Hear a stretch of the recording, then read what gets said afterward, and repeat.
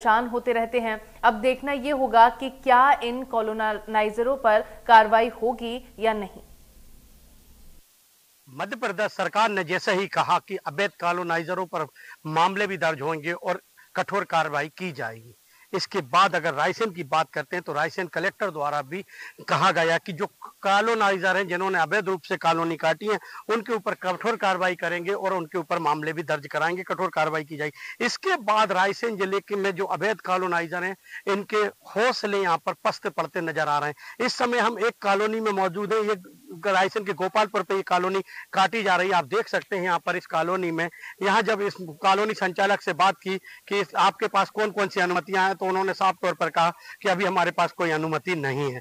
तो आप यहाँ समझ सकते हैं कि यहाँ पर जो कॉलोनाइजर हैं, रायसेन जिले की बात करते हैं तो रायसेन जिले में जितने भी कॉलोनाइजर हैं वो कहीं ना कहीं अवैध रूप से जो कॉलोनी काट रहे थे उनके हौसले यहाँ पर अब पस्त पड़ते दिखाई जा रहे हैं। सबके चेहरे पे तोते उड़ते नजर आ रहे हैं। अगर बात करते हैं रायसेन की तो रायसेन नगर की बात करते हैं तो रायसेन नगर में भी 1 सैकड़े से अधिक ऊपर कॉलोनियां हैं, लेकिन कितनी उसमें वैध है कितनी अवैध है अब ये सब जानकारी के बाद पता चल पाएगा। लेकिन अगर बात करते हैं जहाँ रायसेन के देहगांव की बात करते हैं तो यहाँ भी करीबन 4 से 5 अवैध कॉलोनियां काटी जा रही हैं। फिर अगर बात करते हैं गैरतगंज की तो अवैध कॉलोनियां गैरतगंज में भी 10 से 15-20 कॉलोनी काटी गई हैं। बेगमगंज की बात करते हैं तो 20 से 25 अवैध कॉलोनियां बेगमगंज में भी काटी जा रही हैं। इसके बाद अगर बात करते हैं सुल्तानपुर की तो सुल्तानपुर में भी लगभग 10 से 12 अवैध कॉलोनियां काटी गई हैं।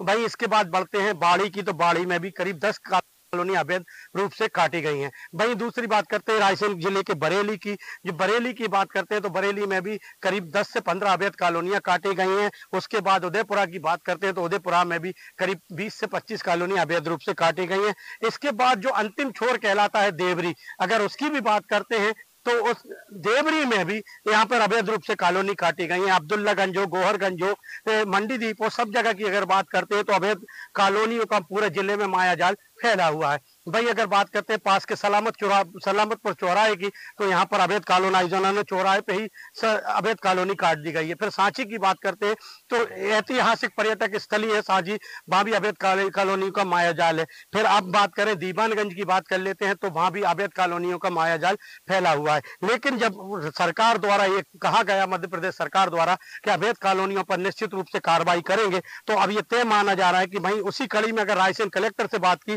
तो उनका भी ये कहना है कि निश्चित रूप से जो है सरकार की जो फैसला है उस पर निश्चित रूप से अवैध कॉलोनाइजरों पर कार्रवाई करेंगे और कठोर कार्रवाई भी करेंगे। अब देखना ये होगा कि कॉलोनाइजरों में जो हड़कंप मचा है वो कितनी कॉलोनियां वैध कराते हैं या कर पाते हैं, या अवैध कॉलोनी ऐसे ही काटी जाएंगी या अवैध कॉलोनियों का मायाजाल को रोक दिया जाएगा, ये तो समय बताएगा। लेकिन अगर बात करते हैं सरकार के द्वारा अगर ये कहा गया है कि अवैध कॉलोनियों पर कार्रवाई की जाएगी और अवैध कॉलोनाइजरों पर मामले भी दर्ज होंगे, तो निश्चित रूप से रायसेन जिले के अवैध कॉलोनाइजरों में भी हड़कंप मचा हुआ है। अब देखना यह होगा कि इनको क्या नोटिस पकड़ा कर इतिश्री कर दी जाएगी या इनको अमली जामा, इनको कानूनी कार्रवाई कर इनको अमली जामा पूरा पहनाया जाएगा।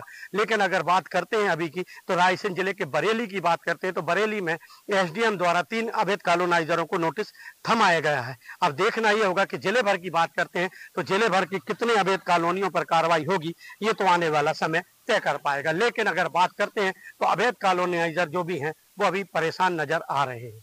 अजय गोहिल, इंडिया।